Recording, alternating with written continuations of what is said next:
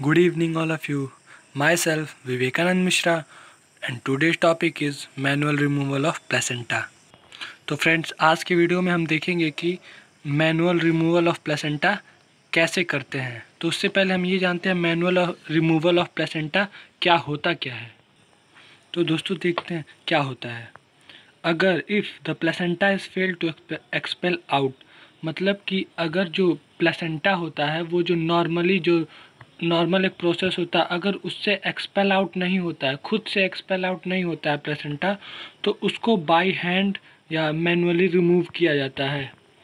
तो अगर कोई भी प्रॉब्लम है जिसकी वजह से प्लेसेंटा खुद से एक्सपेल आउट नहीं हुआ है, तो उसको evacuation of placenta by hand किया जाता है, मतलब हाथ से इवैक्यूएट किया जाता है, प्लेसेंटा को बाहर निकाला जाता है। और it is usually carried out under anaesthesia. ये एनेस्थीसिया, प्रॉपर एनेस्थीसिया दे के, या फिर अगर एनेस्थीसिया नहीं दे सकते हैं तो सीडेशन और एनाल्जेसिक ड्रग्स दे के इसको परफॉर्म किया जाता है। तो अब हम देखते हैं स्टेप्स, मतलब क्या क्या स्टेप्स हैं, क्या प्रोसीजर है प्लेसेंटा को मैनुअली रिमूव करने के लिए। तो पहला स्टेप देखते हैं क्या किया जाता है। तो सबसे पहले उसको, जो पेशेंट है, उसको एनेस्थीसिया दिया जाता है। एनेस्थीसिया इसलिए दिया जाता है ताकि उसको पेन ना हो, और अगर एनेस्थेटिक नहीं हो, एनेस्थीसिया ना दिया जा सकता हो, तो उसको सेडेटिव ड्रग्स दिए जाते हैं ताकि उसको नींद आ जाए, और एनाल्जेसिक ड्रग्स दिए जाते हैं ताकि उसे पेन कम हो। सारे एसेप्टिक टेक्निक्स फॉलो किए जाते हैं ताकि कोई भी इन्फेक्शन के चांस ना हो। और जो ब्लैडर है, जो यूरिनरी ब्लैडर है, उसको कैथेटराइज किया जाता है। अगला स्टेप देखते हैं, स्टेप 2 क्या होता है। स्टेप 2 में क्या क्या होता है कि जब हम सारा देख लेते हैं कि एनेस्थीसिया दे लेते हैं, एसेप्टिक टेक्निक्स फॉलो कर लेते हैं, ब्लैडर को कैथेटराइज कर लेते हैं, तो फिर कैथेटर वो डालने के बाद तो अपने एक हाथ को कोन शेप में बना के, अपने एक हाथ को ऐसे कोन शेप में बना के, और उसको एंटीसेप्टिक सॉल्यूशन में डुबोया जाता है ताकि कोई भी पैथोजेनिक बैक्टीरिया या वायरस या कुछ भी जो इन्फेक्शन कॉज करते हो वो हैंड पे ना रहे, और अगर रहे तो वो किल हो जाए। तो कोन शेप में बना के फिर उसको इस एंटीसेप्टिक सॉल्यूशन में स्मेयर करके फिर उसको इंसर्ट किया जाता है यूट्रस में। और जो दूसरा हैंड होता है उससे क्या किया जाता है, जो कॉर्ड होता है, कॉर्ड को टाइटली पकड़ लिया जाता है दूसरे हाथ से। फिर स्टेप 3 क्या है वो देखते हैं कि counter pressure on the uterine fundus is applied by the other can placed over the abdomen. मतलब जो एब्डोमेन है, एब्डोमेन के ऊपर से प्रेशर लगाना है। एब्डोमेन के ऊपर जहाँ पे फंडस होता है वहाँ पे क्या करना है, प्रेशर लगाना है, क्योंकि जहाँ फंडस होता है वहीं पे प्लेसेंटा, उसके अंदर में ही प्लेसेंटा होता है फंडस से ही। तो जहाँ पे फंडस होता है वहाँ पे एब्डोमेन के ऊपर कोई दूसरा पर्सन रहेगा, वो प्रेशर लगाएगा। And the abdominal hand should study, abdominal hand वहाँ पे फंडस के पास पकड़ा रहेगा, और जो हाथ अंदर कोन शेप में बना के जो हाथ अंदर गया था, जो हाथ अंदर यूट्रस में इंसर्ट किया गया था, वो जो ऊपर का हाथ था वो उसको गाइड करेगा, जिससे पता चलेगा कि फंडस एक्चुअली में कहाँ पे है। इससे पता चलेगा कि फंडस एक्चुअली में कहाँ पे है।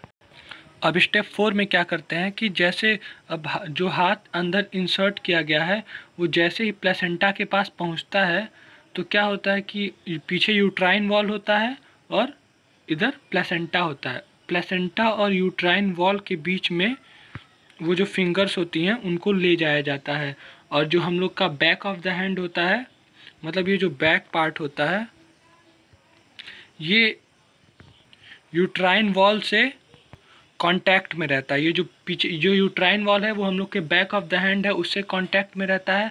हम लोग की जो फिंगर्स है वो प्लेसेंटा और यूट्राइन वॉल के बीच में वहाँ पे ले जाना रहता है, और उसके बाद वहाँ ले जाके फिर जो फिंगर्स हैं उनका स्लाइसिंग मूवमेंट करते हैं ताकि जो प्लेसेंटा है वो सेपरेट हो जाए। ऐसे ऐसे ऐसे ऐसे ऐसे ऐसे स्लाइसिंग मूवमेंट करते हैं। प्लेसेंटा और यूट्राइन वॉल के बीच में हैंड्स को ले जाके फिंगर्स को ऐसे ऐसे स्लाइसिंग मूवमेंट करते हैं। इसे प्लेसेंटा जो होता है वो धीरे धीरे ऐसे ऐसे ऐसे ऐसे ऐसे करते हैं, तो प्लेसेंटा धीरे धीरे सेपरेट हो जाता है। ये था स्टेप 4। अब हम अगले स्टेप में देखते हैं। और जैसे ही प्लेसेंटा कम्प्लीटली सेपरेट हो जाता है तो क्या करते हैं, जो कॉर्ड होता है उसको जो दूसरे हाथ से कॉर्ड को ट्रैक्ट करके ट्रैक्शन के थ्रू खींच के निकाल लेते हैं।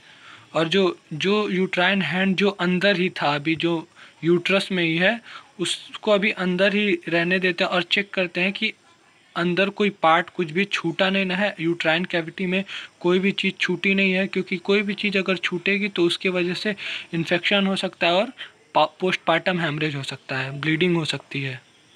फिर हम देखते हैं स्टेप 6।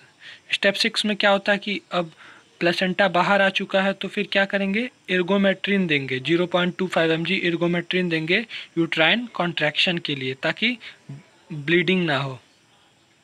तो एर्गोमेट्रिन देंगे और जो यूट्राइन हैंड है, जो हैंड यूट्राइन कैविटी में इंसर्ट किया गया था, उसको धीरे धीरे रिमूव करेंगे और ऊपर से मसाज करवाएंगे, ताकि वो जो यूट्रस है, यूट्राइन वॉल है, वो हार्ड रहे और कॉन्ट्रैक्ट हो और आसानी से जो हैंड है वो इजीली बाहर आ जाए।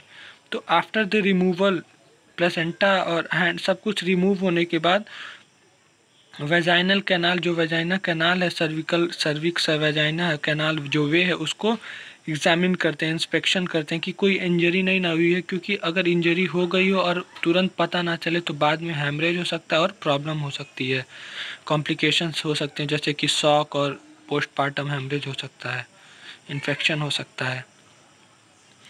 और प्लस स्टेप 7 में देखते हैं placenta and membrane are to be inspected. Placenta और मेम्ब्रेन को भी देखते हैं कि वो पूरी तरह बाहर आ गया, वो कंप्लीट है ना, कोई भी चीज़ अंदर छूटी हुई तो नहीं ना है। तो इस तरह से हम प्लेसेंटा को मैन्युअली बाहर करते हैं। कॉम्प्लिकेशन देखते हैं कि क्या क्या कॉम्प्लिकेशन हो सकते हैं। तो हैमरेज हो सकता है, क्योंकि हम हैंड को इंसर्ट किया जाता है, हैंड को बाहर किया जाता है, इस बीच में कहीं हैमरेज हो सकता है। शॉक में जा सकती है पेशेंट। यूट्रस को इंजरी हो सकता है, यूट्रस में इंजरी हो सकता है, इन्फेक्शन हो जा सकता है और सब इन्वॉल्यूशन हो सकता है। सब इन्वॉल्यूशन मतलब कि जो यूट्रस है वो अपने नॉन प्रेग्नेंट स्टेट में हो सकता है, पहुंच ही ना पाए या पहुंचने में ज़्यादा टाइम लगे, ऐसा कुछ हो सकता है। अब यहाँ जो इन्वॉल्यूशन है, इन्वॉल्यूशन एक नॉर्मल प्रोसेस है, जो कि इन्वॉल्यूशन कॉम्प्लिकेशन में नहीं आता है, क्योंकि इन्वॉल्यूशन एक नॉर्मल प्रोसेस है जिसमें जो यूट्रस है वो नॉन प्रेग्नेंट स्टेट में जाता है। तो थैंक यू फ्रेंड्स, वीडियो को लाइक करिए, शेयर करिए, चैनल को सब्सक्राइब करिए और कमेंट ज़रूर करें कि वीडियो कैसा था।